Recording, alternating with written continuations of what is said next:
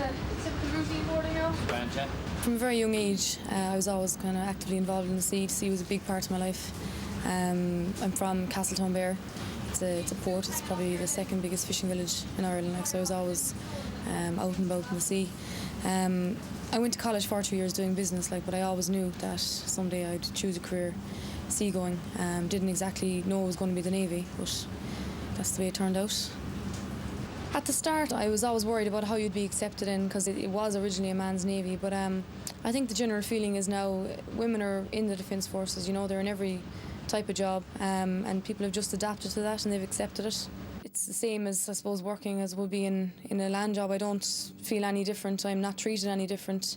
I certainly would like to think so anyway. It's great. All the lads on board are great. We have a great crew out here, so I have no complaints. Everybody comes up to the hatch here and gets served from here. Pipe will go out there now. I'm going to ring it up. Maybe you'll be ready to go, yeah?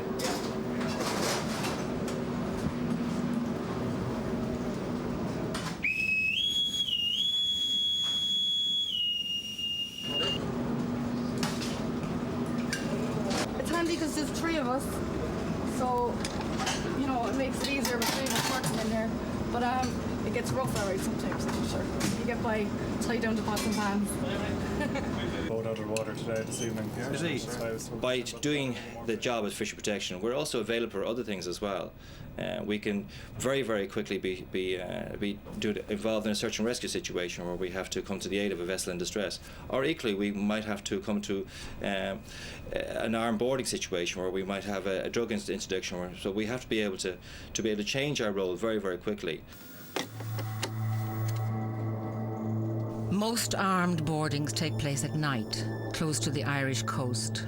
The one I was particularly involved in was on board the Ellie Kira, and it was in November, in the dark of night, quite a rough sea, and it was off the south coast. I remember distinctly the moment we saw the vessel, the moment we looked at it through binoculars and had a visual look at it, we knew there was something unusual. This vessel was out of place. It was a lovely cruising yacht. It was out of place at this time of year in this location.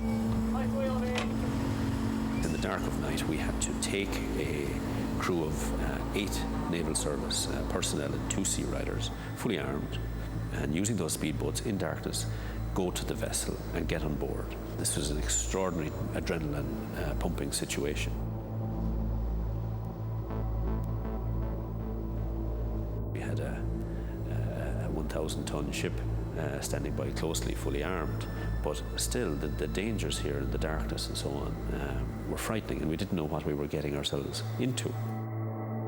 We scrambled on board the vessel quietly, and what was the most encouraging thing, one of the most encouraging things I remember ever feeling, was peering through the window in the vessel and noticing that the crew on board that vessel were not aware that there were now 8 fully armed naval personnel on board that vessel. We entered the wheelhouse of the vessel and swiftly took control of the vessel.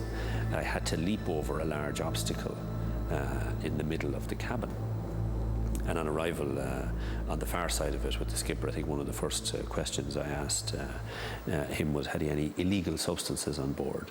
And there was a pause while he looked at me and I looked at him, and the 2 of us looked around, and the very large obstacle that I had leapt over was cannabis resin that was strewn throughout the cabin. It was just before 3 o'clock this morning when the 70-foot converted trawler Posidonia pulled alongside the pier at Scull in West Cork, a heavily armed Navy boarding party guarding its 1.5-ton haul of cannabis. This was one of the biggest drug seizures in the state this year. If proof was needed that Ireland continues to be used as a gateway in international drugs trafficking, then this is it. The haul on board the Posidonia consists of high-grade Moroccan cannabis resin.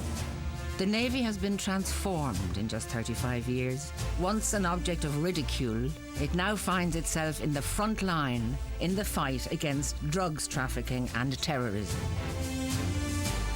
But that success has not been achieved without sacrifice.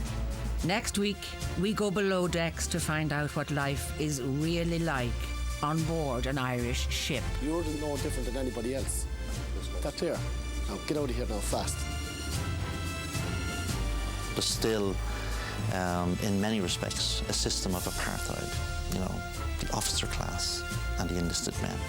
The sea doesn't like being punched, and we try to punch her, and she punched back. And if the sea decides that you're not going anywhere, you ain't going anywhere, and that's it, as simple as that.